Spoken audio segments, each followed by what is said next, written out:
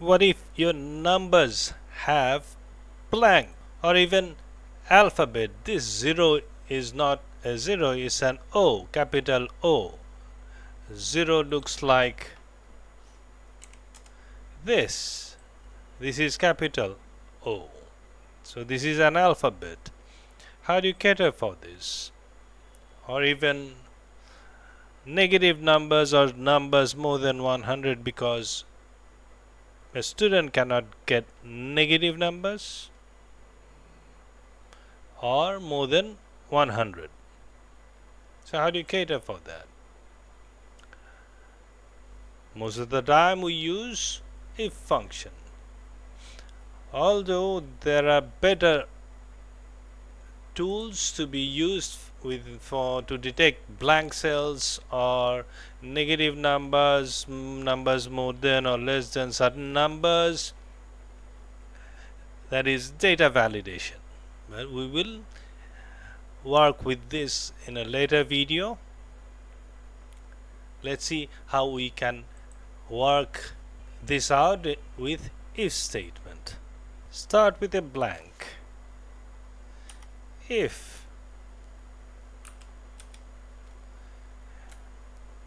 a certain cell is blank, how do you say that is blank?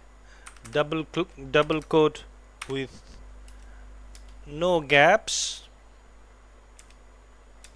comma, then you say what to do with it. If it is true, I want to say is blank.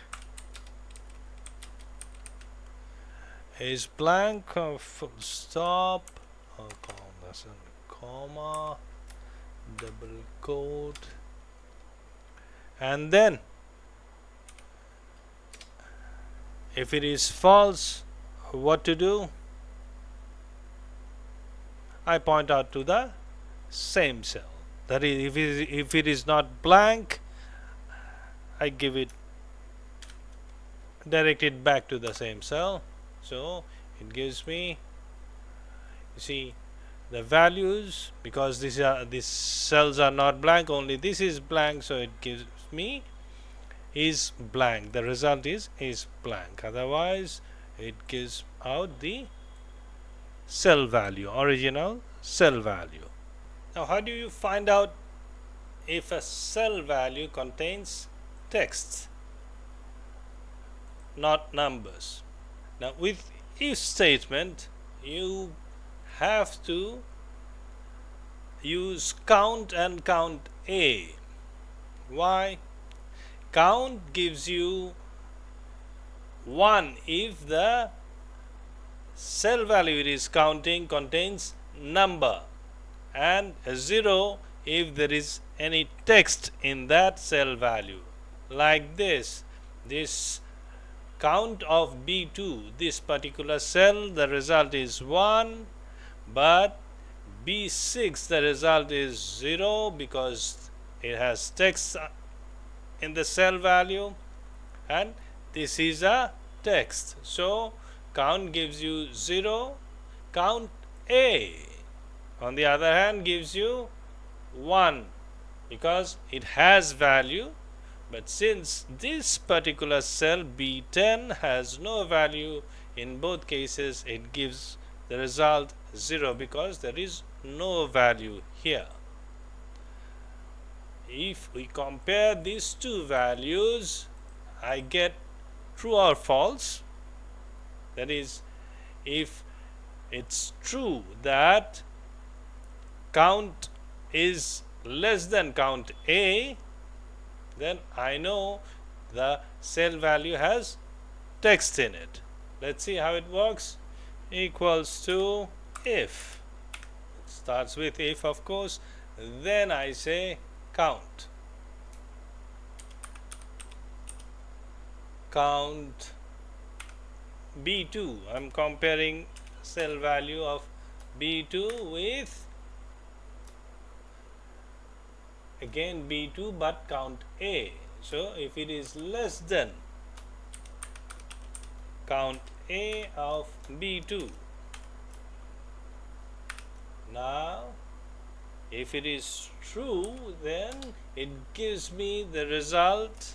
I'm going to tell the spreadsheet to give me a result which says invalid data. Otherwise, I want to print out, or the output will be the original cell value, in this case B2. So bracket close, yes. So you can see I got, since it's B2 is inside double quotes, it did not give me the cell value, it gave me the exact text. So oopsie daisy, this is B2, not this one, because that's B1. There should not be any quotes because this is the cell address equals to 98 original cell value. So you see the blank is blank, but where there is text I said invalid data. Now as I said, if is not, this can be catered without the count functions. Let's see how you can do that. If I replace this with ISTEXT, because ISTEXT is a function which tells me if the value of a cell is text or not. In this case, most of the cell values are numbers, but there are some cell values which are text. This is alphanumeric, but still it is considered text. Let's see how that works. Instead of this comparison between count B and count A, B2, we are going to replace this with if is text, the cell address, in this case B2, bracket close. If this is true, then because ISTEXT gives me the result as true or false, so if it is true, the output will be invalid data, otherwise the original cell value. You see, I copy the formula all the way down, so it gives me the same result. This is more convenient, but since we are working with this, let's do this. You can always replace this comparison with ISTEXT. Okay, let's move on.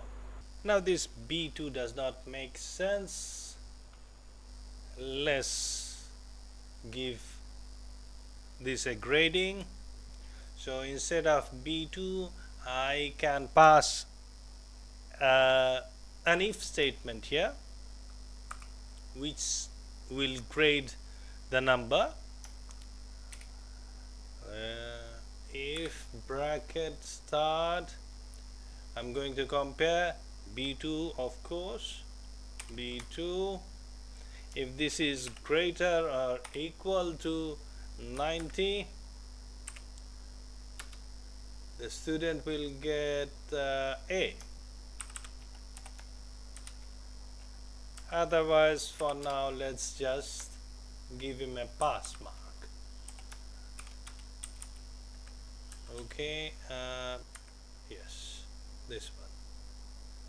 Okay, pass is A, and all of them A, not all of them. The student which got more than 90 got A, this one got just pass, these two are invalid, this is blank, but this is not catered for, this is still pass. We'll deal with this later on, and this is pass, and so on and so forth. So we have already inserted another if statement inside a if statement, just like the tutorial before this one. So let's try to do this blank and invalid and the grading at the same time. I'm not going to do this multiple ifs, that is nested if statement here. The example is already here. Although this if statement example is also here, let's do this so that you understand how it works. Ifs. Now I'm going to compare, of course, the B2 cell. If it is equal to blank. Now the first condition has to be catered, the outermost condition has to be catered for first. That is, if somebody fails, there is no grading. If somebody fails in one subject, there is no grading for that particular student. So it has to be catered first and foremost. So if there is a blank, in this case I am catering for the blank first, then the invalid data, then I am going to grade the student, and then grade A, then grade B, grade C, and so on and so forth. This is how the hierarchy should work. So I am going to, for this particular case, the blank is catered for first. So the output will be, if it is blank, is blank, then comma, comparison. You can use the text function or the count function, count A and count. Let's use ISTEXT. Of course you have to say which one, which cell, B2. If it is true, then what is invalid?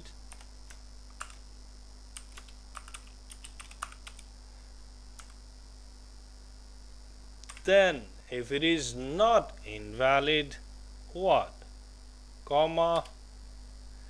If B2, I'm not saying if because it's an if statement, so there is no if inside if statement,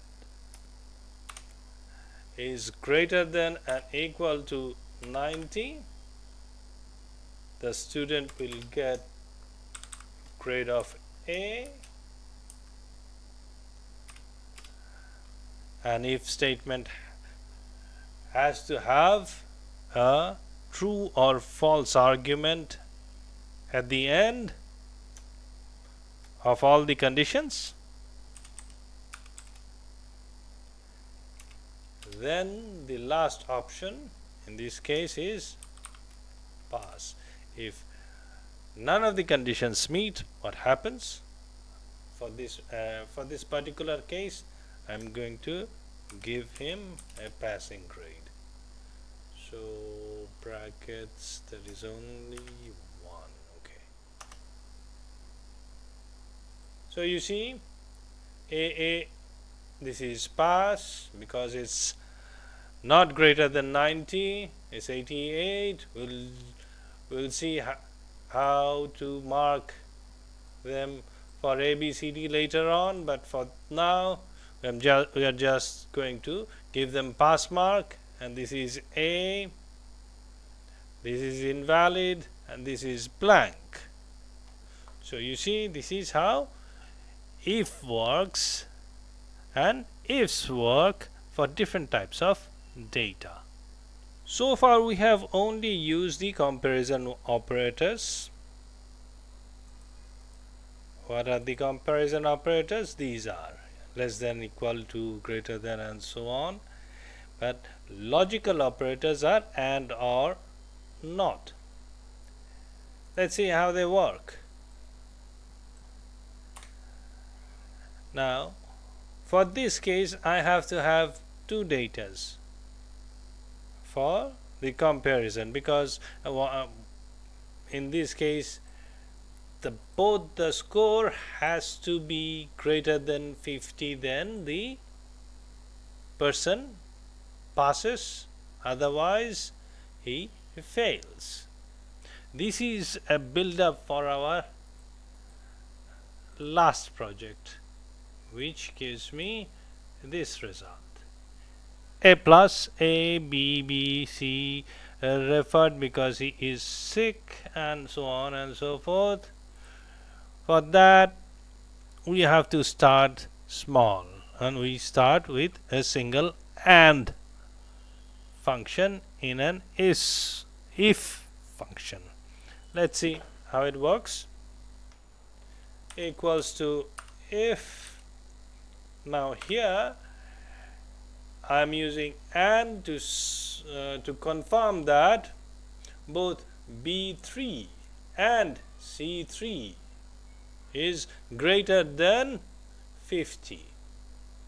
So I have to type in B3 greater than and equal to 50. I mean 50 is also a passing mark in this case. Then the second condition, C3, in this case C3 is greater than and equal to 50. Both the values are greater than or equal to 50, comma, if okay.